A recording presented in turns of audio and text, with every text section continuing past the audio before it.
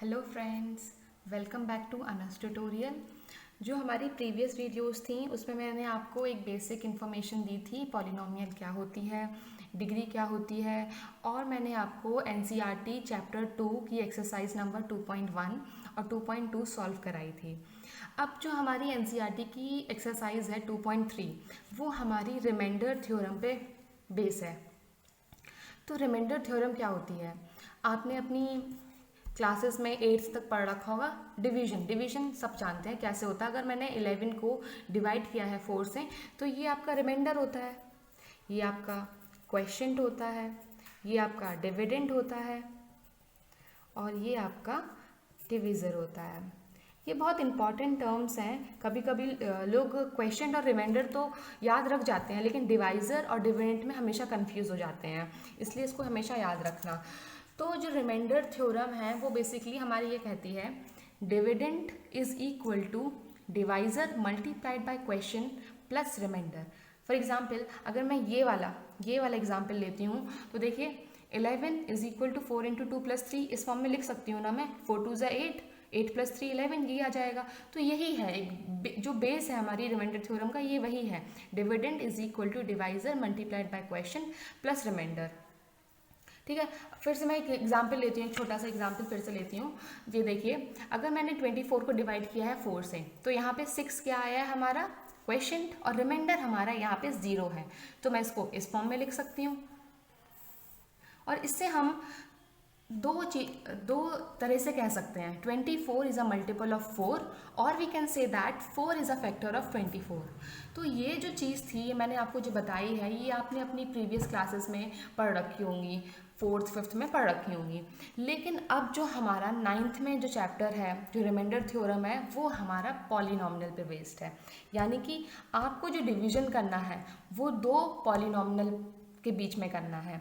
अभी जो मैं आपको एग्जाम्पल बता रही हूँ उसमें आप क्या करना है, उसमें आपको करना है कि देखिए ये पॉलिनॉमिनल है, बताइए इसमें हाईएस्ट पावर क्या है, इसमें 3 है, तो यानी कि इसकी डिग्री तो देखिए 3 हो जाएगी, और इसमें देखिए 1 है।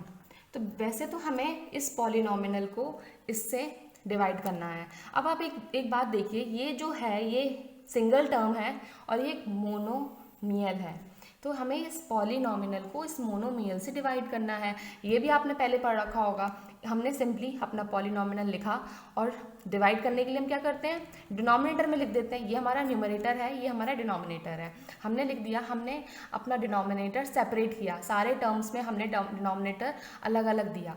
तो हमारा क्या होगा, x से एक x गया, एक x से एक x गया, और ये हमारा 1। तो हमारा जो रिजल्टेंट आंसर आएगा वो ये होगा।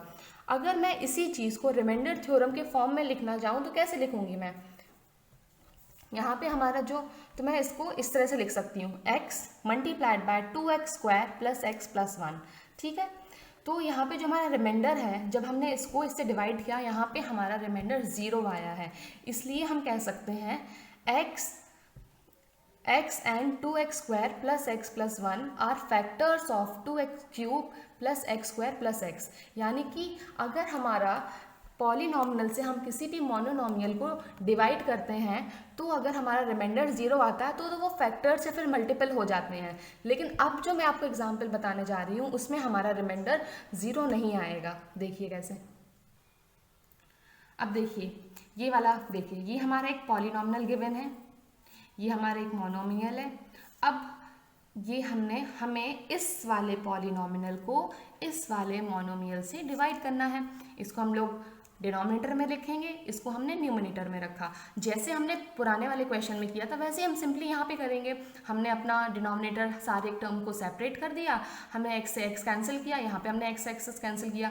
लेकिन अब आप देखिए यहाँ पे जो हमारा टर्म बच रहा है वो कोई एक कांस्टेंट टर्म नहीं है, वो एक पॉलिनॉमिनल टर्म है। यानी कि यहाँ पे ये जो x है वो इसको पूरी तरह डिवाइड नहीं कर पा रहा है, यानी कि मल्टीपल नहीं है, ये उसका मल्टीपल नहीं है। यानी कि यहाँ पे रिमाइंडर जो आ रहा है हमारा 1 आ रहा है, इसलिए हम इसको इस तरह से लिखेंगे, इस तरह से लिखेंगे। अब आपने देखा होगा जब हम मोनोमियल को पॉलिनॉमियल से डिवाइड करते हैं और रिमाइंडर 1 नहीं आता है तब तक तो ठीक है, हम इस तरह से लिख सकते हैं। लेकिन इन केस सपोज कीजिए अगर हमें किसी पॉलिनॉमिनल को ही पॉलिनॉमिनल से डिवाइड करना हो तो आप कैसे करेंगे। तो आप मेरी नेक्स्ट वाली वीडियो देखिए, मैं उसमें आपको इससे ज़्यादा थोड़े से टफ क्वेश्चंस बताने वाली हूँ, वो देखिएगा।